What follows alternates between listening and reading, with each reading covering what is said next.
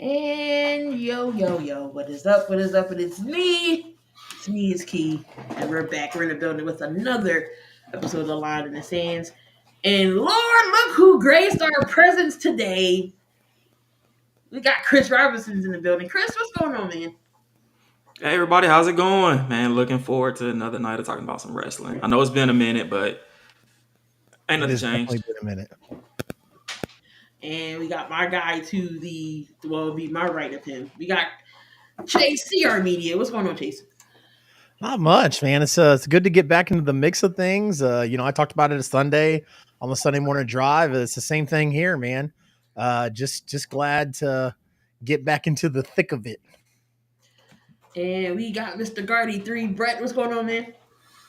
Not much. I'm ready to talk some wrestling. Some good old wrestling. All right, well, nothing exciting happened, but I guess if you want to call it exciting, we had Endeavor finally finalize the sale of WWE, and if not too many people know, this will be the end of. In my opinion, is Doomsday is coming because it's not gonna get no better. But the sale is final with Endeavor, so UFC and WWE have merged and connected and all that good jazz. Um, Chris, your thoughts on Endeavor and UFC taking over with WWE? Man, I'm I don't really think it's gonna matter as much as people are making it out to be. It's still gonna be Vince controlling everything. I think that's the sad part is that it opened the door to bring Vince back in. Um, we saw the reports that there was nothing really announced for Raw because Vince was there and he's gonna constantly change things. So I hate to see the Triple H era possibly come to an end. Yeah. I mean, that's the only thing I really think of on it. I don't know too much into it. Chase, what you think about all this? I'm going to piggyback off of what Chris said. I mean, there's not much is going to change. In fact, it might get worse, so to speak, just because before the Endeavor deal, Triple H and Camp, Nick Khan were all telling Vince, stay home. We've got this. We can handle this, et cetera, et cetera. Now with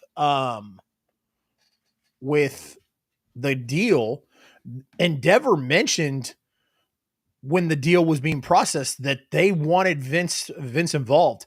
And also when Vince came back and there was all those rumors and innuendo, if you will, shout out Conrad Thompson. Vince talked like when there was all the rumors and innuendo about them selling to Saudi Arabia, it was made clear that Vince was not going to sell to somebody who wasn't going to let him have control. So that's what this all was about Vince still having control. However, from Endeavor being a business looking into WWE, you see that Vince McMahon has built a mecha company, a $1 billion business over the past 35 years, right? Now, what Endeavor's going to have to look at going forward is how Vince is doing business still and how Vince is turning a certain demographic off to the product because he is making changes and it is chaos and whatnot. And I think once Endeavor sees enough of it, I think Endeavor could possibly make a change. But right now, I think they're super happy. Oh God, I hope they do make a change. Brett, your thoughts? Yeah, I figure nothing's really going to change with WWE except Vince just being back with more power than ever. Not more power than ever, but yeah, I just don't see anything changing. They'll still keep WWE and everything as a separate entity. They'll just let them do their own thing. Maybe they have some more money to sign new talent and more money to play with, but overall, I just don't see anything changing really.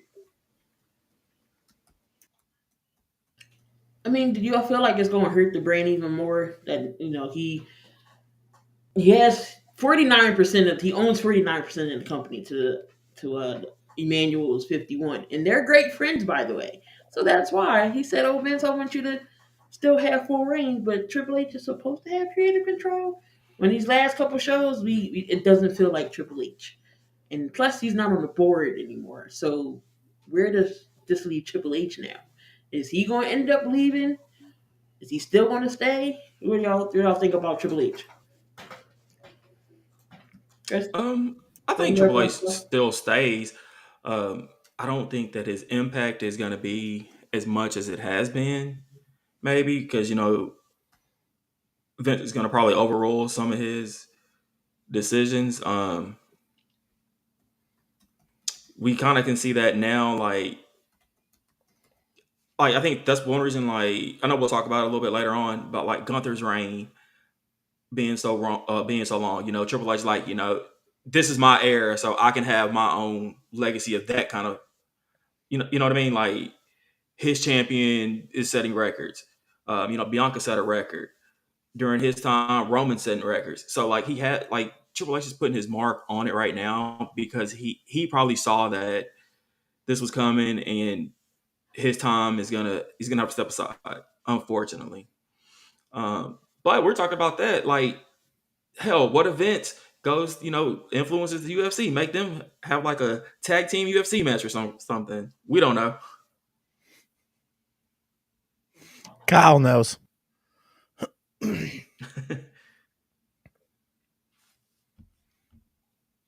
That would be interesting. Vince and Triple H in a steel cage match, but we all know H can't fight no more. Uh, Wrestling, yep, definitely Vince not. can't either. He's what, 96? He What, need what's to it? Yeah, he needs to go home did and you play see with the his way grandkids. uh uh I know Triple H has a pacemaker. But did you see the way Vince took that stunner at the last WrestleMania? Oh God. WrestleMania, yeah. Uh, I promise you that if Triple H took a stunner, it would look about the same, I'll say we'll make it probably interesting. better. Triple H versus Vince, booked by Vince Russo. Oh no, not Russo. I think we just But killed Cornette. Endeavor, I've even seen some talking about some. Oh well, have a UFC package for XYZ amount of money, and then WrestleMania night 1 and 2 would be $50, but then you still spending like $150 for 2 shows. I mean, I don't know, but and they're also talking about a new home for SmackDown. I've seen Amazon I or did see that. I Disney. was going to mention that. I don't know if I want to see SmackDown on Disney, y'all. What do y'all think? Do they put it on a regular TV network, or do they have some type of streaming service? Pick it up. I think I could easily see them putting it on uh, ABC.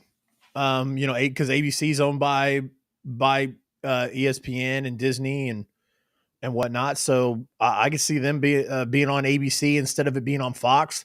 I guess from my understanding, I guess Fox is pretty bitter because WWE didn't allow the sale to go to Fox because Fox was one of the people that was interested in buying WWE.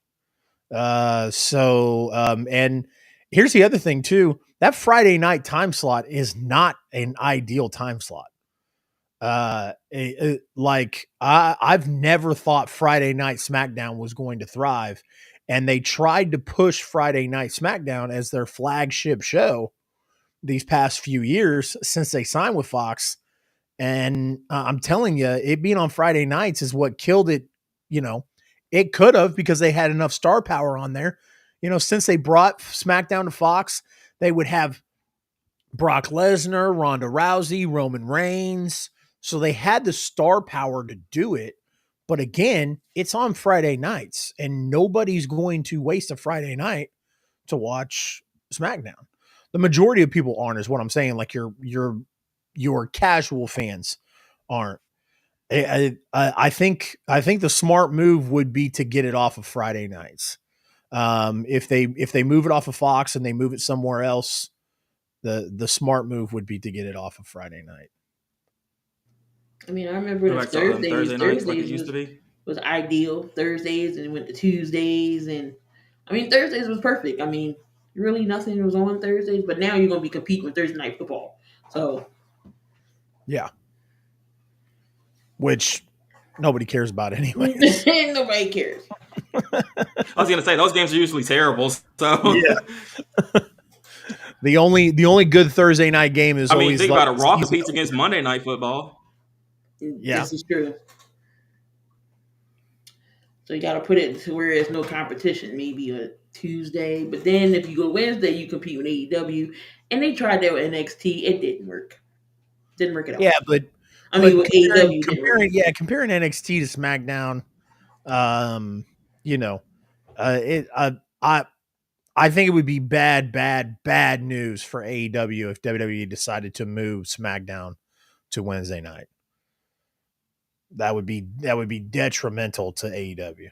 And it'll be the Thursday. It'll be the Monday Night Wars all over again, switching back and forth between Raw and Nitro. That was me. I was that kid switching Oh back and yeah, forth. absolutely. Commercial. I'm like, oh my god, what happened? Yep. That was me. So I don't know. Amazon. They were talking about Amazon possibly getting WWE. I mean, we're getting SmackDown.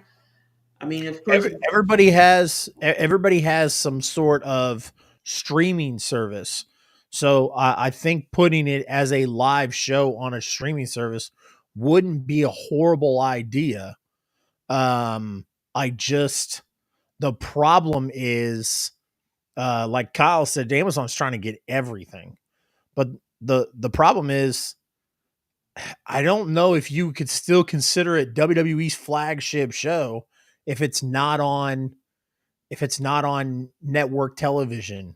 If you have to watch it, on a stream, like how NXT used to be with the WWE network, and Peacock.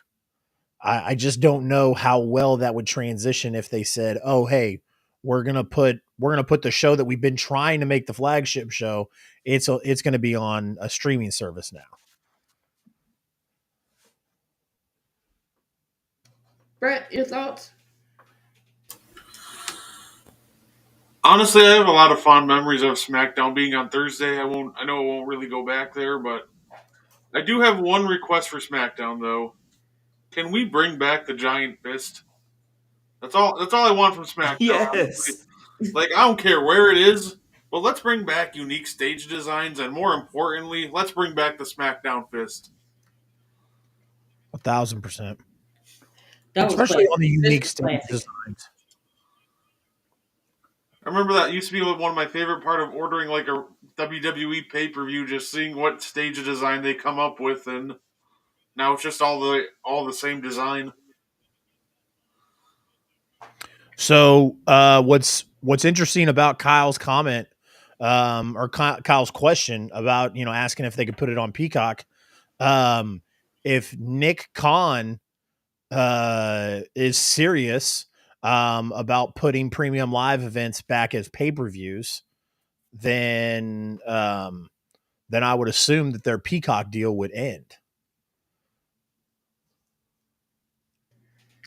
And then we'd be back to paying $60 for pay per views again. I mean, but I don't pay. I mean, I pay $10 because it's on Peacock, but I can't afford sixty that is dollars. true. Because like, think about some of these past pay per views, man. If you spend $60 on, Yeah, Right?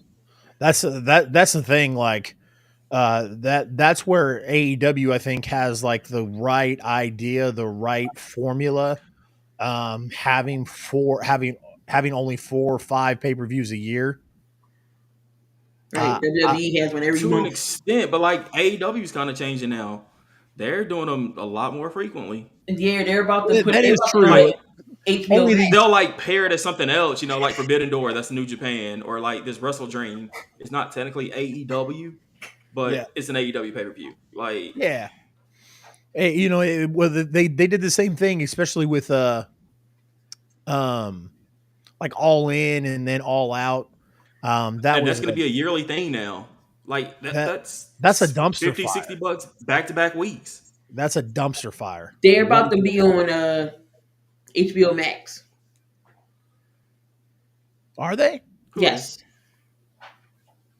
AEW? Yep. They only Like their couldn't pay per do. views? Yep, they was going to start. They was going to do it on All In, but was having some technical issues, so they didn't roll with it. So it's supposed to be on HBO Max to where it's something how WWE does with Peacock. Interesting. Okay. Interesting. I hope it's just not the UFC method where um, you have to pay for ESPN Plus and then have to pay for the pay per view. Right, you see, gotta pay And you gotta pay only spend $15 for $70 or this. $80 Yep, on the pay per view to watch one or two matches, and then the dude gets knocked out in the second round, and you pay $70 to watch that, and just it's not my thing, guys. and that's why I watch It's not UFC my for thing. free. Sorry, UFC, I don't put money in your pockets to spend $80. That's Sorry, I right. just can't afford that. Like Chase said, somebody get knocked out in 2 seconds. Soon as uh soon as Bruce Buffer says time, boop, you're out. No. Mm-mm, Yep. mm-mm, mm-mm. But moving Yeah, on to the I did. next. I know Masvidal wasn't like the Masvidal versus Ben Askren. That I know that wasn't like the main event, but that was the only reason I bought that pay per view. And Masvidal starts off and hits him with the knee and then knocks him out cold. And I was like, I know you was like, that oh, was dope. But I didn't. I mean, if I wanted to watch somebody get knocked out, I'd go to my local pub and pay the $10 entry fee. You know what I Wasn't that mean? Vince that said that's like the great thing about wrestling? Is that like your main event's gonna be 15 to 20 minutes as opposed to going to UFC where it could be 30 seconds. Oh yeah. I mean, well, let's rewind the clock here.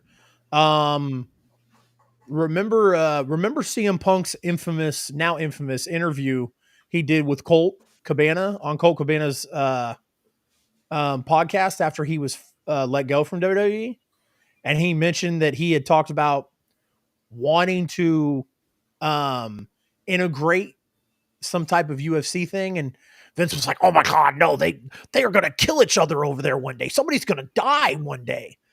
And now he loves their business plan and their their the way they run things and do all that. So, granted, it's been 9 years since that happened, but it's very weird to see how my guy has completely done a 180 on the UFC. But then again, they did pay him $10 billion. I was So gonna. Everybody has a price. that's right. So I would do a 180 for $10 billion too. Don't even worry about it. I would do a 360, a 180, and then back again. 720 versus some ricochet type That's stuff. right. I failed math, guys, so I wasn't gonna try and do all that. But Honestly, I think the pay-per-view model in all reality, because I think Oliver brings up a good point, it would really just hurt like those B and C level pay-per-views. that's what I mean. You'd have to, Like I you would still know, get like the Royal Rumble, WrestleMania, SummerSlam, but Yeah, those like are safe. Survivor Series, that's the four major ones. yeah, but like, am I really about to spend $60 on like Roadblock or WrestleMania Backlash? Elimination Chamber. Right, I mean, like like Roman Reigns probably won't be there. I mean, like this last, but are we gonna spend $60 to see Seth versus Shinsuke main event? no. What they need, what they should do it. Well, NXT does it. You know how we had it in your house. Like they had the pay per views on, showing on TV. Yeah. So maybe we can get the four majors and have those be in house pay per view. Some in house pay per views. We can do Then it that way. then people are gonna criticize saying that they're doing AEW's model. This is true. Always gonna say something. Didn't think about Yeah. that. You're right. Definitely right. Oh well, have a pay per view each month and charge. But sometimes two a month and charge 60 or $70 per pay per view. That's yeah, fine. yeah, yeah. But I guarantee you, I still won't be paying that because I'm still gonna watch this for free somehow. Sorry, Endeavor, I'm not giving you my money. Not for no pay per view that's going two matches are going to suck and the other three it's a bathroom break. My question is, will they charge separately for WrestleMania night 1 and 2, or would that be just one price?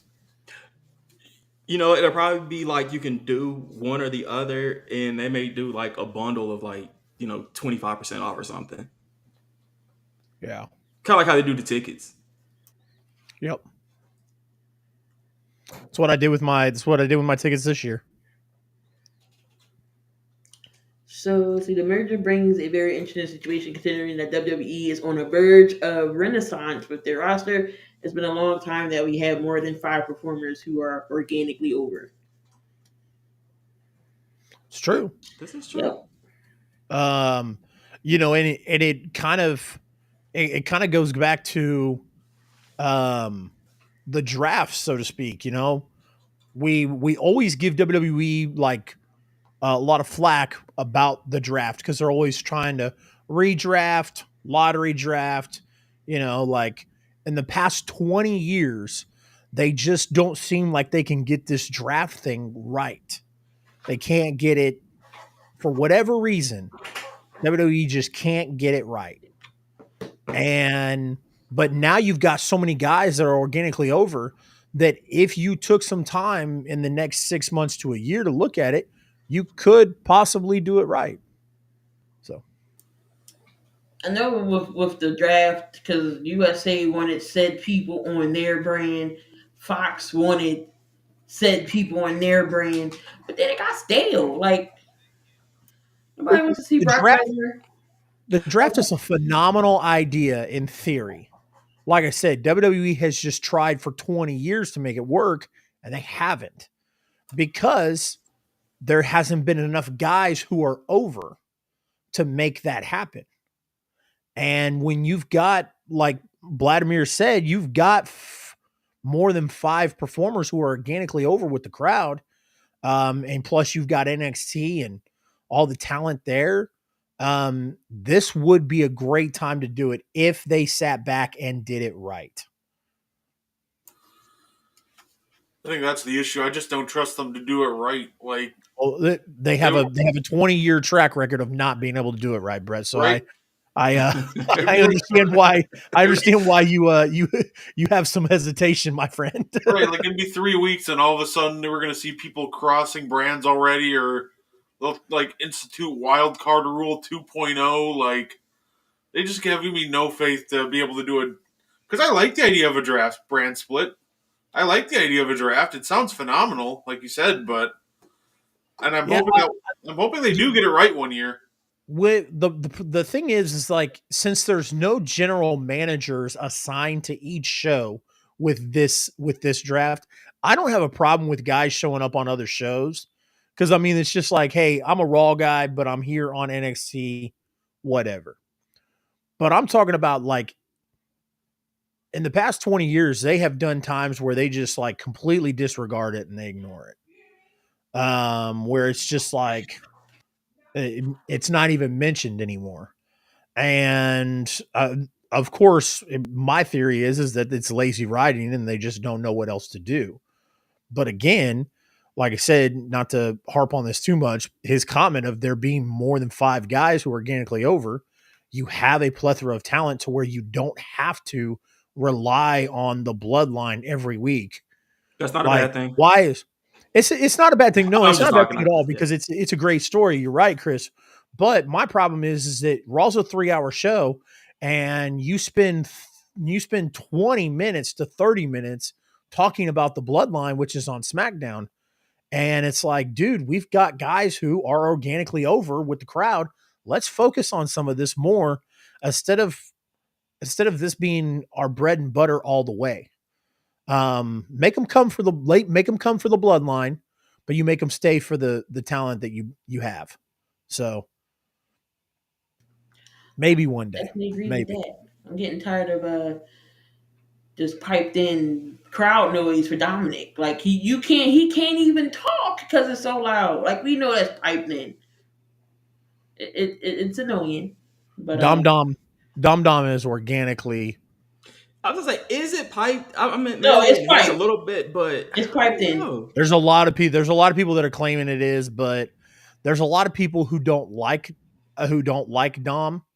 Like just straight up, like there's a difference between like legitimate heat and go away heat. Oh, And Dom is legitimate. there's some people on the internet that are like, yo, like I don't like Dom. I wish he would go away. I think Dom is amazing. I think Dom is absolutely amazing. And it's a shame because I haven't been to a show where they're piping in crowd boos for Dom. But I've only been to one. I went to WrestleMania and I went to the SmackDown, a couple of SmackDowns before WrestleMania. And granted, that was 5 months ago, but it didn't seem like to me that they were piping in noise for Dom at that time. I don't know. I just I think I think Dom has done a great job. I had, like I said, there's a lot of talk on the internet, and there's, especially if you go for um, other internet wrestling dirt sheets, kind of, I guess. There's some very popular ones out there, specifically Fightful. They've got a couple personalities there at Fightful who don't like Dom, who can't stand him, who, claims he has to go back to wrestling school and all this other stuff. I think that's outrageous. Um, I think Dom has done more than enough to earn his spot, and I think Dom is working with cheap heat, but it's working. The and, and like I say, it's cheap because, like, you would think if you brought in Dominic Rey Mysterio's son, they would have to play the Eddie Guerrero, the you know the custody contract and all that other stuff. They would have to, right? That's just cheap. It's given. It's easy. Um, Bro, get out of here. Sorry, my bad. um, but it, it works, and I don't think the crowd noise is being piped in. I think that's bogus, but I think that's something that somebody on the internet started because they don't like Dom. I mean, the reason I would, excuse me, the reason I would say that is not, is just because like you genuinely cannot hear him. If they're piping it in, they wouldn't have him continue to talk.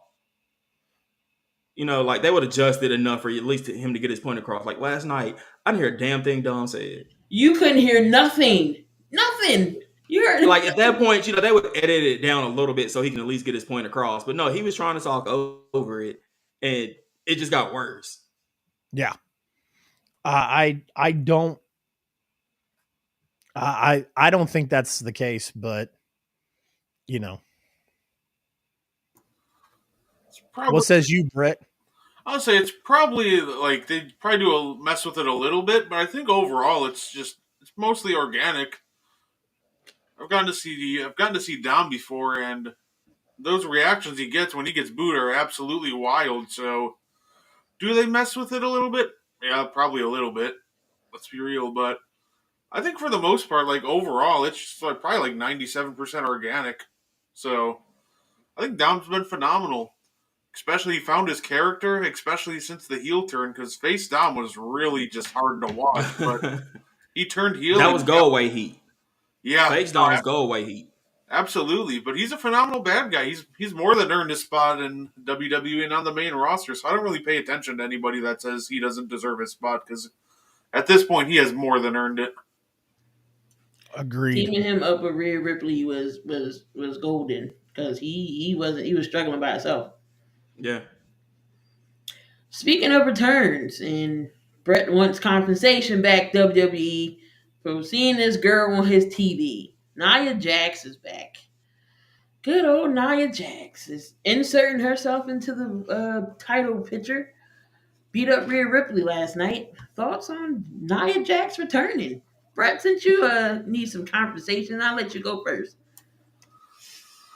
Oh man, the biggest winners out of all this, and maybe losers. I think that WWE medical staff's about to get a lot of overtime pay, so I guess their pocketbook is the biggest winner. But overall, I don't like it. Listen, I get it. She appeals to a certain demographic, but at the same time, last time she was here, she was reckless. She was injuring people left and right. She's not that entertaining to watch in the ring, and she's not that great on the mic.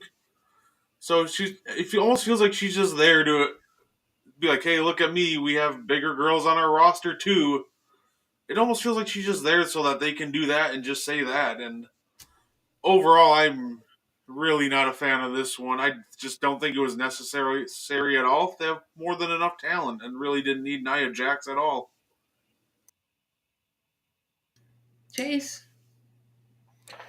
I'm like, it was the most Vince McMahon thing ever to have her close Monday Night Raw. The most Vince McMahon thing ever. And like, she is the most Vince McMahon thing ever. Vince gets a massive, massive, massive.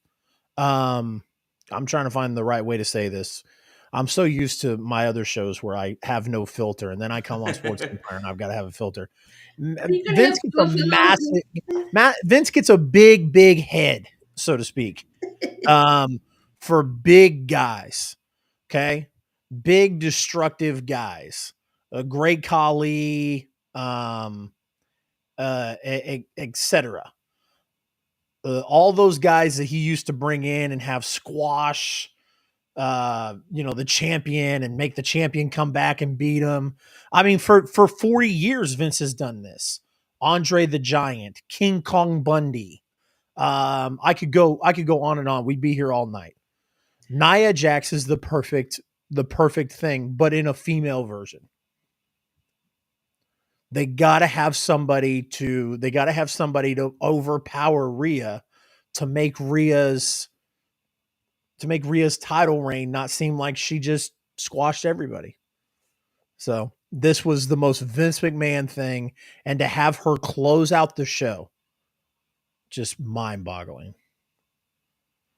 Don't forget about Omos. You didn't mention him. I told you we'd be here all night if I could. Trish, Nia Jax returning. I'm cool with it. I'm not a Nia hater. I mean, I get people who don't care for her. She may not be right as cup of tea, but I'm a fan of her. Powerhouse female is something we don't see too much. The only thing I really have with this situation is who's going to be heel. Like you can't have Rhea be a face, but there's not face Nia doesn't work at all either. No, it doesn't. Agreed. Even if you wanted to bring Nia back as a face, would the crowd accept her as a face? No. The crowd didn't like her before she left, so. Side note: Becky Lynch is NXT Women's Champion now. I knew that was going to happen. Like, What? yeah, Yeah. What? yeah. Yeah, I didn't really think that should happen either, but it is what it is. But and I guess like so now does Raquel and Nia fight? Because she did beat up Raquel, cost her the title. Or we can do a triple threat. That way there is one face, but nobody really cares about Raquel. I No, mean, I will agree with you, Chris. I mean, like, I don't hate Nia.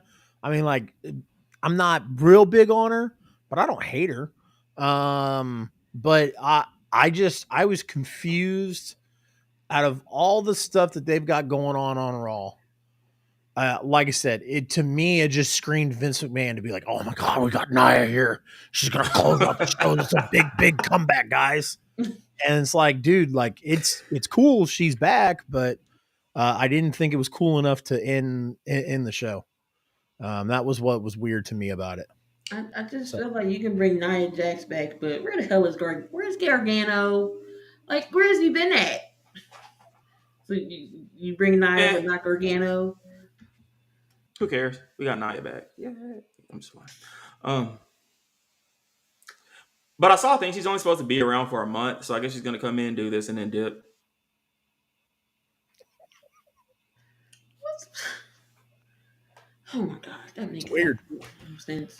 So pretty much at the end of the day, Rhea's still going to beat Nia. I'm Oh, sure. I absolutely. mean, it's gonna be a big power display when if she can get her for the Riptide. But, like, wouldn't it be like the most Vince thing ever if all of a sudden he just decided to swerve everybody and Nia just ends up beating Rhea? I don't think it would happen. Obviously, that shouldn't happen, but at the same time, that would just be a straight up Vince move. I mean, it would happen for like a no reason at all type thing, like for her just to do it and then drop it back to her like 2 weeks later or something. Or yeah, because I don't even know like what are the female. There's not really any females who are a That's why threat I to said the Rhea right women's now. division is horrible. Just to add Nia Jax back into a horrible women's division. I can't say it's horrible. I On mean, the they Raw got side, good it is talent. like the SmackDown one is They just is don't push okay. them. True. Cause you got Tegan Knox, you got Shotzi, you got Kat Zero and Carter. Like we keep seeing the same women over and over. Now Io and Asuka should be a good match. I'm sure they're going to fight for that title. That should be a good one. But other outside of that, nobody want to keep seeing Natalia every week. Nobody wants to see Raquel or Chelsea Green. Though Piper Niven's hurt, so she's still trying to find her partner. I don't know. Okay, I do kind of like that the Piper Niven thing. She just shows up and I'm just so I'm glad your they gave partner. her damn name back because that dude drop mess was horrible. Making Oh, fun that of was that girl horrible. because her weight. Get out of here. Shout out to William Morgan. He hated to drop the name. But we all seen Vince making his changes and Nia Jax was one of them. The only thing that was worth watching on Raw was the whole Chad Gable and Gunther uh segment. Um, Miz fighting Tozawa, that was pointless. Um, Jay Uso and Kevin Owens, that was a good. That was an interesting segment. They're making it seem like nobody likes Jay, but he has to earn his respect. I kind of that was kind of cool segment. Y'all thoughts on Jay moving to Raw? I think it's great. I think it's phenomenal. Like they're doing something that they don't always do, and they're tying past stories into this one. They're remembering the past. Like the Raw roster has no reason to trust Jey Uso. They really don't. He just spent the last like 3 years making all their lives a living hell, and it makes sense. Just makes sense for them not to trust him. So I really like the fact that they're adding this little twist in because it's just logical, and that's not something that we do a lot. Tying in the past and be logical. So quite often in WWE, we'll ignore the past, but I do enjoy the fact that they're tying in what he's done in the last 3 years and kind of using it against him. I think it's great. I was never a big supporter of main event Jay. Um, I thought that the Thunderdome matches he had against Roman um, were all right. I thought that they were really just filler matches because WWE didn't have much of anybody to work with because of COVID and whatnot. And and I thought it was really stupid because they just had Jay wind up going with Roman anyways and teaming with them for 3 years. But Jay sold me. So um, all of the stuff leading up to the bloodline splitting up, and then the super kick to Roman, you're out and I'm out too. All that stuff, man. It was phenomenal. And I think that WWE um, has seen that, obviously. And this is the only way that they're going to find out if main event Jay Uso is for real. They had to get him off of SmackDown. There's a story to be told there. And hopefully the story is told at WrestleMania, because that's what Jimmy and Jay both want. They want to fight at WrestleMania. Hopefully they allow them to do that, especially with it being 2 nights.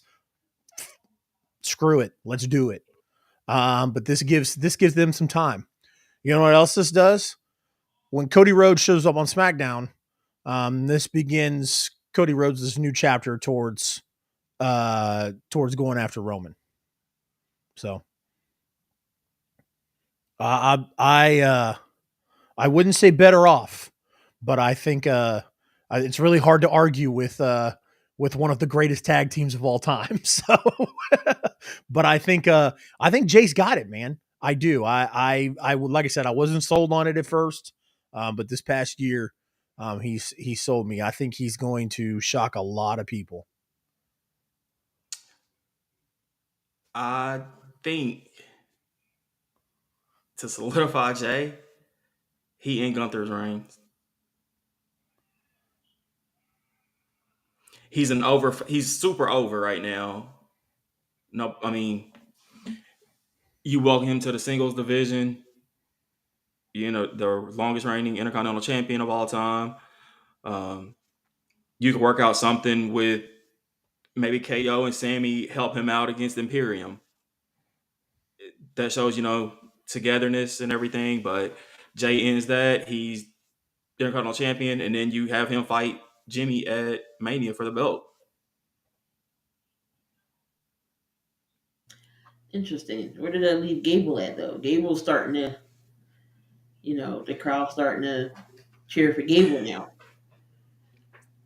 Meh. Yeah. Not a big Gable fan, I see. No, nothing against Gable, but I think his transition from goofy shoes, thank you, to now trying to compete. I mean, like, I know he's a hell of a wrestler. Don't. I'm not taking that away from him, but like from gimmick up to being believable to beat Gunther, no. And they don't need to run it back anymore. Like, he's beat him twice, so I really think that now the feud is going to be Ciampa, which comes out of nowhere to me. Oh no, they got Tommaso Ciampa back. I don't know, but I think they might run him back. I just don't know when they're going to do it. Do they have? We talked about this last week too. Do they have Gunther win the Royal Rumble? Do they have him carry two belts? We don't know. But speaking of Gunther, Absolutely not. Absolutely He not. can't win a Rumble. I mean, like, he had his hell of a run last year in it, but I don't think he wins it just because we know Roman's not losing a belt before Mania. And I guess if you're going to do it, I mean, he would have to go after whatever the world champion is. So if it's Seth by then, maybe. do you But make he does Cody have to win the drop. He Rumble would have to again? drop the title way before then. Say it again. Do you make Cody win the Rumble again? I don't think so. No, at that point, you're pretty much just going to get backlash for directly ripping off the John Cena redemption arc at that point. So I think you have Cody Rhodes win an Elimination Chamber to qualify, or at least mix it up in some way. But I'm not sure if Cody Rhodes winning back-to-back Rumbles is necessarily the greatest idea. I'd be okay with Gunther winning the Rumble and challenging whoever the world title is, but I just don't think it can be Cody, because then I just think you're just going to draw a lot of backlash at that point. I think it absolutely positively could be Cody. I like the idea of him doing it a different way, but I mean, like, for people to understand, like, to wrap your head around the fact that no matter what you think about Cody, WWE sees Cody Rhodes as the next John Cena. He's the next white meat babyface, no matter if you like it or not. Just like WWE did with John Cena, because there was a lot of times where us, the internet wrestling community, hated John Cena and wanted somebody else to win it, and we're tired of John Cena being crammed down our throats. If you think they're not going to do the same thing with Cody, you are sadly mistaken. So I absolutely positively could see Cody Rhodes winning the Royal Rumble again. And to make it even worse, I see Cody coming in at 1 or 2. Oh, See, and that will be okay. That's what pissed me off about him winning this year. I I did know. not like that he was announced and came out at number 30. Like, we And knew he Chris, was coming back, I'm so glad you and then said he came out at 30. that. That I'm bothered so me glad you so said that. much. I'm so glad you he said said, that. "I beat 29 other superstars." No, you didn't. You beat 3. I'm so glad you said that. Because, Chris, You and everybody else are the same people that are like, I hated it that Cody came out at 30. I would be okay if he came out at 1 and 2. But would you? Really put yourself in that seat. You're in your living room watching the Royal Rumble. It's January 28th or 29th or whatever day it is. And you're on your couch Now, watching, and like, are we saying Cody. it from now, or are we saying it from last year? No, I'm Like saying the now. I'm saying imagine in a few months you're sitting on your couch and Cody Rhodes theme hits at 1 or 2, and then you watch him go the distance. You know what's going to happen, Chris? Maybe not you, but a lot of people who say the same thing that you said. Oh, I hated it that he came out at 30. I'd have been cool if he came out at 5 or 10 or 15. Here's what's going to happen. When that happens, a lot of people are going to go, this is bullshit. We called this. It was predictable. They're shoving Cody down our throats again. No, my thing on him coming in 30 was that he announced his return. Like, that's what I didn't like, because there was no surprise. Like, when 29 came, well, Cody's not here, so I know who 30 is. That was the issue I had with it. Yeah, Like, agreed. I knew And he was that's going to win. Like, that's cool, but yeah, it's the same issue that, like I said, a lot of people had, and a lot of people say the same old. I'm mad that he came out at 30. I'd be happy if he won it at 15 or whatever. But when he wins it again, there's going to be a lot of people that are like, on Vladimir's question, I don't care who's in the final. Who I don't know who's going to be in the final four. I want Montez Ford to be in the final four, though. I really see him getting this push soon. I would love Montez as a single. He got the charisma, he got the talent, he got it. But now they team up with Bobby. I don't see him being a singles wrestler. Not right now. I'm just saying that simply because he was like the only wrestler. Him and Bianca are the only wrestlers at the venture at the thing today. So there's got to be something to line for that. Definitely, he's getting all the shine because Bianca is nursing her knee injury. But no, she deserved that break. She deserved that time off. Um, she's been killing it. What else do we have on the docket here? We gotta go back into the list here. Like I said, Intercontinental champions. all right. Thank you. Gunther, since he is the longest reigning Intercontinental Champion, he did beat the Honky Tonk record. Who are y'all top 5 Intercontinental Champions? go around like clockwork. Yep. Let's hear it, Brett. Come on. Alrighty. At number 5, we got a big Ezekiel Jackson, Said no one ever. the final ECW champion. The greatest trivia that you will never need to know. No. Ezekiel has some dope ass theme music though. He did.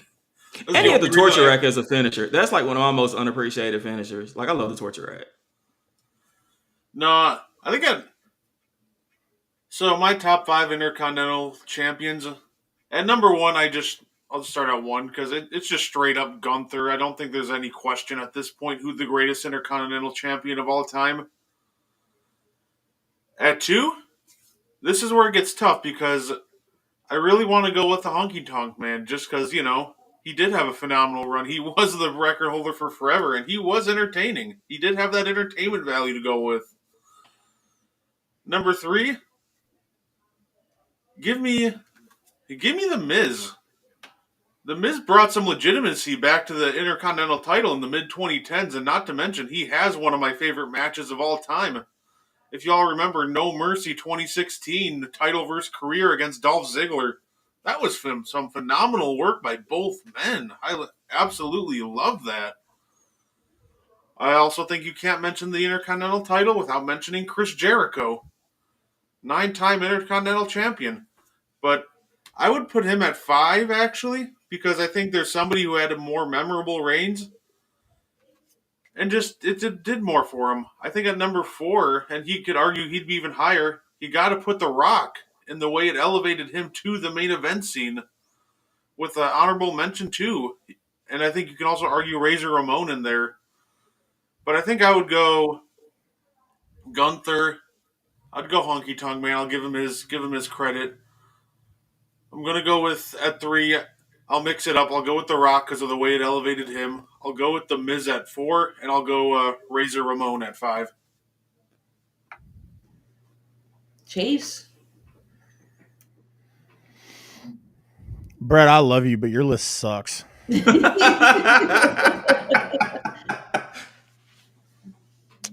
Number 5. I'm going. Actually, let's do this. Number 1, I'm going Chris Jericho.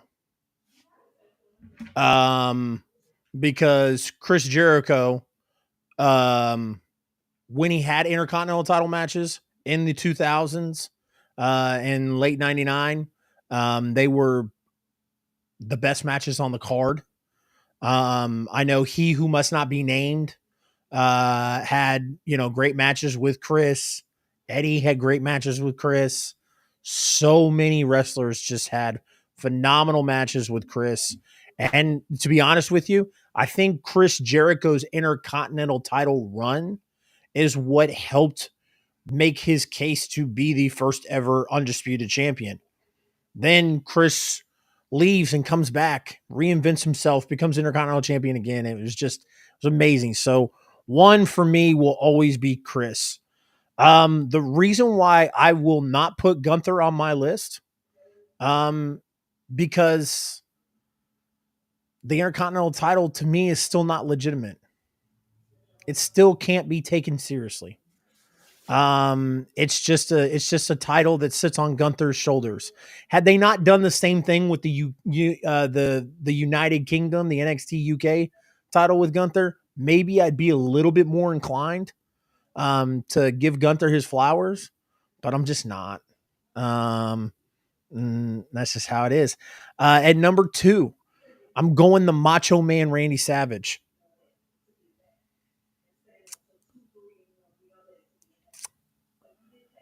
That part, Chase, watered down. What part? Anyways, number 2, I'm going with the Macho Man Randy Savage. At 35 years old, guys, that's how old I am. I can watch Macho Man Randy Savage and Ricky the Dragon Steamboat from WrestleMania 3 and still be on the edge of my seat in that match. And I've seen that match 100 times. I could take a wrestling fan in their early 20s and show them that match, and they'd be on the edge of their seat. So Macho Man, absolutely. Number 3, give me Double J, JEFF. No, I'm just kidding. I'm just messing with you. I'll tell you what, Chris. RETT. Chris's reaction got me the best. Chris, you look about 5'11" sitting down, my friend. He went.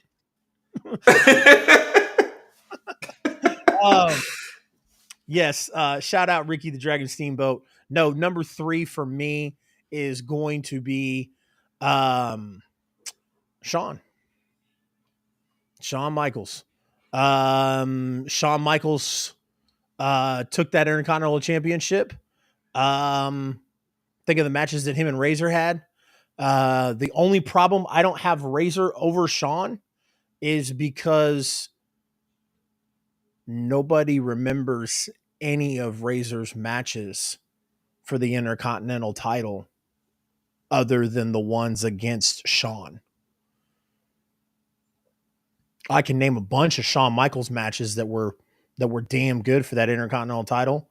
But the only title defense that anybody gets excited about for Razor Ramon is against Shawn Michaels. Number 4. Let's go with the Ultimate Warrior. Psych. Anyways, no. Never You're not going to be pulling people's chains like this. I wasn't as mad at that just because how he won it. I know. Like what his rank signified, I guess. Is I'm not going to give. I would never give Ultimate Warrior flowers for anything. Thank you. He's weird. Anyways. So what's my list so far? Number 1, I got Chris Jericho. You got Jericho. Who was 2? Who was two? Didn't you say Macho Man? Macho Man, and then It was two. Sean. Sean was three. Four. Man, you guys are gonna make this difficult. Actually, no, I'm just kidding. Four is really easy. Give me the Miz, and then five. Give me five. Give me China. Yes, first ever female Intercontinental Champion. The only The female only. I Intercontinental like champion. it. The Yep. only. Yeah. I did that. I snubbed Honky Tonk Man on purpose. Oh, I agree with that. Like Honky Tonk had a long reign, but his victories came by him getting Listen, disqualified or long count range, out. long range, Like, long range are so overrated. I just don't like them. I'm just not a fan of them. I love Gunther. I think Gunther's absolutely amazing. I just don't. I For a casual wrestling fan, long title reigns are not an issue, but when you're pumping out over 5 hours of TV every week, and you got guys holding titles for over 100 days, over 200 days, it it's getting it's just it gets stale really quick.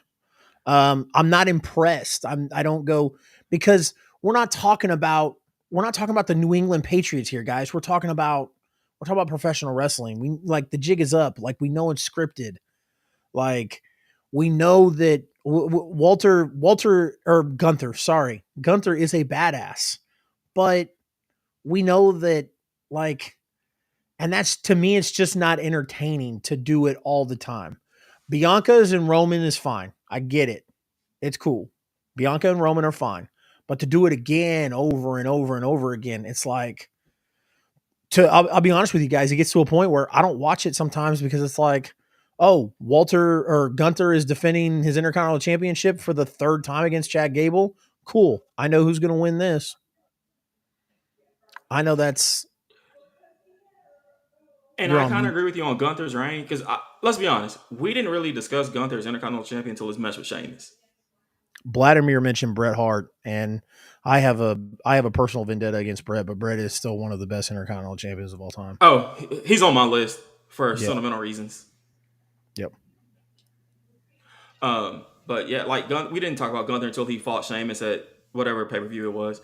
That I always thought I mean, like I said, I followed Walter. I watched NXT UK every week, guys. I loved NXT UK. you were the one. Yes, bro.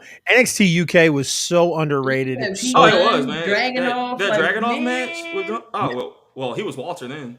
yeah. And like I said, I just also like Brett. Obviously, I was joking with you. Your list doesn't suck. I just like I said, man. I just I can't do it. I can't pull the trigger on being like, yeah, Walter or Gunther. No, you're all good because you started saying names that didn't really kind of forgot about, like Macho Man. Like I know I wanted to do a list that was different. And then like like I said, Vladimir mentioned Bret Hart in the comments. Sijin mentioned Jake the Snake. Jake the Snake was I Never mean, Intercontinental Champion. huh? He was never Intercontinental Champion. Jake the Snake? Yeah, he never held a title. He didn't? He held no titles. Hold on, Google search. I thought with him it was just he never held a world title. I think He never held a some title. titles. Ain't no way, bro. Ain't no way. Hold on, he had to have some type of title. Are we tripping? Mm-mm. Closest he got was runner-up and King of the Ring.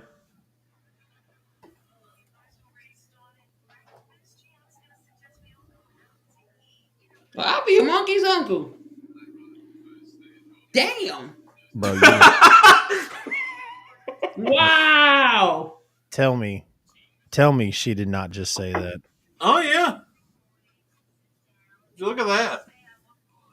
The entire time I thought it was just a world title he never won. No, he didn't win anything. That's crazy. I would have. I'm so glad. I'm so glad Chris was here to protect me because I was going to bet the house.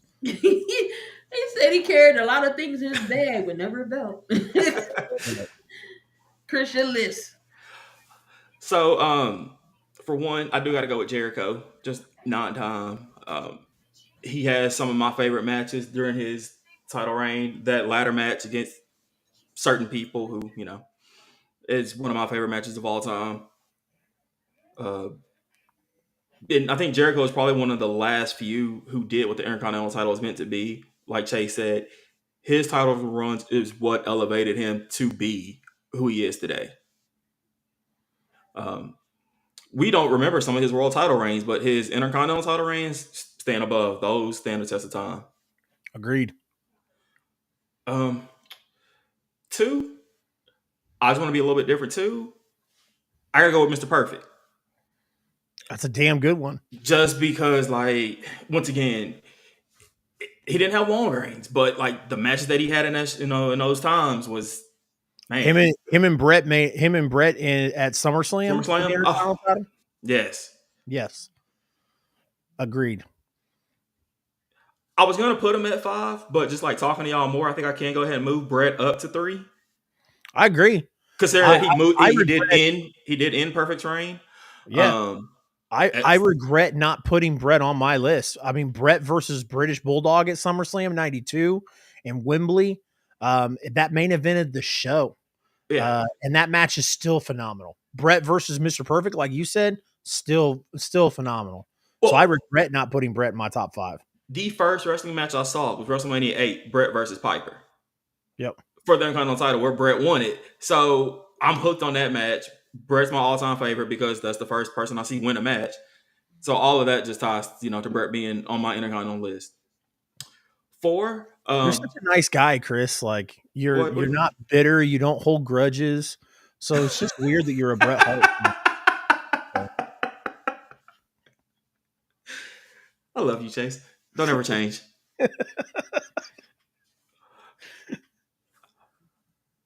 4, I'm gonna go with Michael Mizanin, just for his Dolph Ziggler match Man, this alone. man's whole government. I can't. Just for that No Mercy match with Dolph alone. What is Miz, like 7 or 8 time now though? He's Yeah. up there. He's like right behind Jericho, isn't he? He's up there. Um, and my 5th, my boy Vladimir mentioned him earlier too, and this is just strictly for match quality. Shelton Benjamin. Ain't no stopping me now. I think he had 3 or 4 reigns with the belt, and every one of the like his reigns, there was at least one banger match. And I know it wasn't for the Intercontinental title, but he was Intercontinental champion during that Money in the Bank match, so Miz that is has to stand 8. out. Miz is 8. Miz is 8.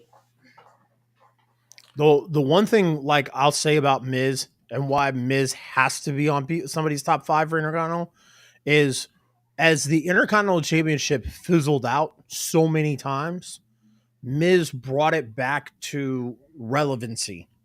Yeah, he did. And like it got to the point where like Gunther's bringing it back now slowly, but like anytime the Intercontinental title was just like, yo, like get this title off the screen, throw it away, put it in the trash. They'd put it on Miz, and then boom, all of a sudden it's relevant again. And I love it. No, that's fair. I ain't gonna lie though. Like, I'll still go back to this day and still watch the Miz vs. Dolph Ziggler promo for before the match on YouTube and just watch all the different segments. Like, say what you will about the Miz, but he's a phenomenal performer and deserves his flowers, He does. especially Like, during Miz that. is so consistent. I was this close to putting Dolph on my list, just because Dolph is one of my favorite wrestlers of all time. And the reason why that is because you can't find wrestlers on the indie scene that could outwork Dolph Ziggler. Dolph is just phenomenal. And that's why Mr. Perfect is on my list, because he was Yep. that Dolph Ziggler back in the day. Yeah. Yep. Key, who you got? I done got everybody. Like, It's your list, though. I mean, we shared. We all had the Miz and Jericho. Miz is definitely on my list. But Jericho 1, Brett's 2, Miz is 3. Um, I'm still thinking somebody else I didn't say that had some good title reigns. Poor Shawn Michaels, Mr. Perfect, Macho Man. Edge had some good title reigns. He That is a did. good one. That's a damn Um, good one. Triple H had some good title reigns too. Um, Another one of my favorite matches is Triple H versus The Rock at SummerSlam. Ladder match. Yeah, I watched Yep. that last week. I watched it. I watched it a few months ago, but yeah, no, it's still damn good. It is. And it's so um, weird because those two aren't like when you think of ladder matches. The Rock and Triple H are the last two people you think, and that match is still awesome. so Jericho 1, Brett 2, Miz 3. We'll go Edge 4, and then it's the Perfect 5. I will say, listening to Chase did change my mind. Razor Ramon was my 4, but then when he said that, like, I could only think of maybe 2 matches that Razor had, Oh and yeah, they weren't that RVD. good. So I couldn't argue with Chase on that. Like, thank you, or I don't know if I'm Well, mad at you or not. it's like it's like his like one of his well known matches with 1-2-3 Kid. Mm-hmm. I mean, it's a great match, but it wasn't for the Intercontinental title. Yeah, When you think of the Intercontinental title and Razor Ramon, the ladder matches. if Sean's not next to him, then you know. And I also like the second ladder match better than I do the first one. Not because Razor won, I thought I thought Yeah, Sean was Chase. more. Now I know I'm gonna be watching tomorrow. I'm telling you, man, I'm about to go fire up Peacock right now Mm-hmm. after the show, and I'm about to get on the old Peacock and watch old ladder matches. Yeah, it was when I was just watching the other day. I was watching Brett versus Bulldog the other day. I think it was right after. Was it right? No, it was after SummerSlam had went off and watching those matches. Um, Owen versus Brett is always classic. Oh, Yeah. absolutely, But absolutely. Their match at WrestleMania 10 was absolutely Man, amazing. can Uh, Jimmy and Jay recreate it? I I'd love to see it, dude. I they put out that clip. They put out that clip of Jimmy and Jay talking, and they Hmm. were like, "Yo, like the dream is brother versus brother, WrestleMania, like the biggest stage." I mean, it's 30 years later. Like, you can yeah, kind of do that repetition thing. Yep. because you don't see too many brothers, like real brothers. I mean, I thought you meant black people for a minute. that I was like, what? like Yes, you do. But I'm talking about. Oh my god. But like fight. Jeff and Hart Matt, okay, oh, but that was terrible. Brett and Owen, Matt and Jeff, both of those brothers got their WrestleMania match. I with the way that Jimmy and Jay um, reeled everybody in and kept everybody interested in the Bloodline story, I think they more than deserve an opportunity to go one on one with each other at WrestleMania. I would be highly disappointed if that's not what WWE does. Shout out to Vladimir for bringing up Umaga. I agree Who? with that. He wasn't necessarily on the level of all these other IC titles, but I just like watching him come out destroy people and listening to Armando Alejandro Estrada. Armando, Underrated manager. I Alejandro. loved And You guys, Armando. you guys remember how Umago lost the Intercontinental Championship? To Santino? Because of Remember Lashley? remember Santino was a fan that Yeah. they kicked out of the oh crowd yeah, that's because right. they were overseas in Italy at the time, Mm-hmm. and so Santino was picked out of the crowd. You know, Yeah, I remember Santino that. had a kind of unappreciated Intercontinental title reign, too. When he did the honker meter. Y'all remember that? Santino was amazing. And He was what did he call his Mr. Sacco? I forget. The Cobra. the Yeah. Cobra. Yep. Santino Is Bro, he do Marella. y'all still? remember? Do y'all remember JTG selling the hell out of that? Yeah, he like seized up. Yeah. Oh man, I die every single time I watch that. Every time I watch that. Is Santino still in Impact? I know he was there for a little bit. Yeah. He's still there. He was just on like this last week's episode. So I haven't watched the full episode. I watched clips of it, but yeah, he's there still. Nice. But in honor of Umaga, I think we have to say it one time. Umanga. You manga. My name is Armando Alejandro. Estrada. Uh, For me. there you have it, guys. We're about an hour in.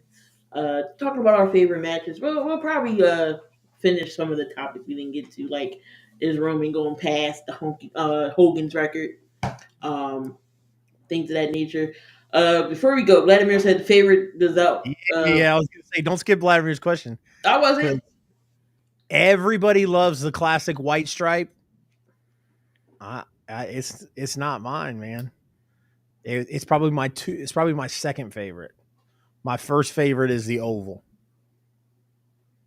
I mean, Who I had always like the that one? classic Like, white one. Cody brought it back. Who with had him. the oval one? So I kind of think of it. The oval one was like the Attitude Era. Okay. Yeah, the one that Chris Jericho had. Yeah. Yeah, Cody brought back the white one when he was Intercontinental Champ. Yep. But yeah, next week we'll talk about is Roman going to break Hogan's record. We'll throw in some of our classic matches in there as well, and God knows what else. Talk about maybe some prediction matches for Fastlane, what they can do, because Fastlane is October 7th, and they're not building nothing for it yet. Absolutely nothing. Are we going to discuss Wrestle Dream next week? Yes, I'm talking about next week. Whoop, whoop. Oh, that means Chris is coming back. I like it. I like it. But anything y'all Yes, gotta say let's before we go? 1,000% talk about Wrestle Dream Because I next remember week. we discussed talking about Brian or Daniel Bryan wrapping up, but I know we got to Yeah, go. we didn't get to that. We were so engulfed into our Intercontinental title reminiscences. But no, we'll get into all that next week. But y'all got anything to say before we get on out of here? Thank y'all for letting me come back in. It's always a pleasure to talk wrestling with people who know wrestling. Oh, yeah, we know life happens. Of course you can come back. What are we gonna say? No. Just remember, everybody, to wake up every day and acknowledge your tribal chief. That's weird. You know what? I almost said something like super weird earlier when we were talking about Nia, because I think the issue with like this Raquel and Rhea thing is, as wrestling fans, we're not here to see big women. We're here to watch big meaty men bump meat. That's all we want to see. That's why Hobbs and Miro was so good. It's just big meaty men bumping meat. That's it. That's all we want. Agreed. I'm not even gonna lie, it was hilarious when CJ came out, because I'm not gonna say her slave name because her slave name is Lana. But when CJ came out, Miro had no parts. He was like, "Nope, I remember what you did, ma'am. Nope, I'm leaving." Gave her the cold shoulder and rolled out. She didn't say that. Tell me she did not just say that. Yes, you can't say their slave name, Chase. You gotta say their name. Okay? CJ Perry is her name. Lana was her slave name. High protein? That's hilarious. I love Vladimir. That's all the time we got this week, folks. Come on back next week, some more antics. Just as long as we don't say people's slave names, be good. Or government. Well, no. Chris already said this is government. His whole government name. I'm sorry. But yeah, we're gonna get on here. Appreciate y'all in the chat for interacting with us and chatting it up with us. Hopefully y'all be back next week. Until then, love, peace, and hair grease. And have a good night, y'all. Is that a ball joke?